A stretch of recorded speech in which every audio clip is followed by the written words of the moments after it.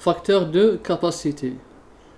Donc on a vu que la colonne chromatographique est composée d'une phase stationnaire, ici en noir, et une phase mobile en vert.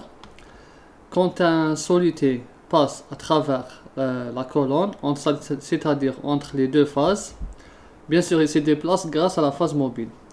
Ben, le solité va se distribuer entre la phase stationnaire, donc il va être distribué entre la phase stationnaire et la phase mobile. Donc à chaque moment on aura une partie dans la phase mobile et une partie dans la phase stationnaire.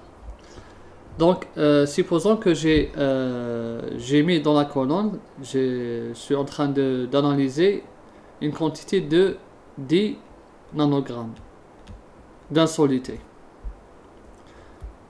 Donc ces 10 nanogrammes, quand je vais les mettre dans la colonne,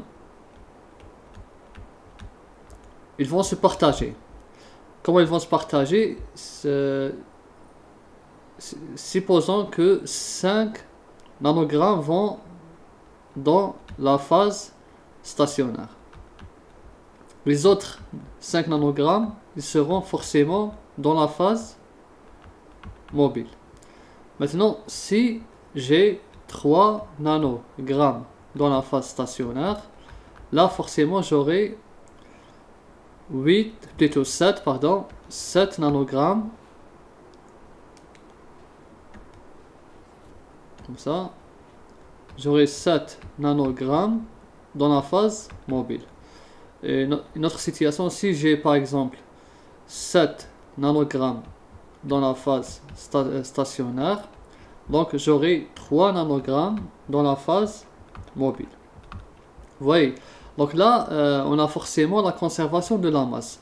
Les 10 nanogrammes dans la colonne, il y aura une distribution entre la phase mobile et la phase stationnaire. Si il se partage à 50%, donc j'aurai 5, 5. Si à 30%, donc j'aurai 3, 7, ainsi de suite. Et là, c'est le principe de la conservation de la masse. Donc, cette quantité que je vais appeler N total, donc N total va être équivalente à N dans la phase mobile plus 1 dans la phase stationnaire. Donc ici on va dire que le 1 c'est le nombre de moles du solité, comme je pouvais aussi dire le M, la masse ici parce que là j'ai une masse, donc la masse totale est égale à la masse dans la phase mobile plus la masse du solité dans la phase stationnaire. Donc les deux écritures c'est juste, soit en nombre de moles, soit en masse. Donc à tout moment j'aurai un équilibre. On a vu que c'est un équilibre, les solités se partagent ou bien se distribuent entre les deux phases. On a un équilibre et cet équilibre on peut l'exprimer de cette façon. Donc j'ai la concentration des solités dans la phase stationnaire en équilibre avec la concentration des solités dans la phase plutôt ici mobile dans la phase stationnaire.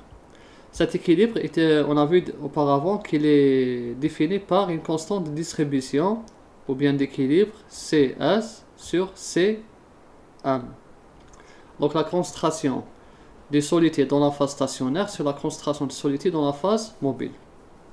Donc là on a une distribution et pour déterminer l'équilibre ou bien le partage des solités entre la phase mobile, il est difficile de le déterminer à partir de cette équation, puisque la concentration dans la phase stationnaire et la concentration dans la phase mobile, il est difficile d'y accéder. C'est pas facile, mais heureusement on peut y accéder par une deuxième équation. Comment? À partir des grandeurs chromatographiques. On a vu qu'un chromatogramme il nous donne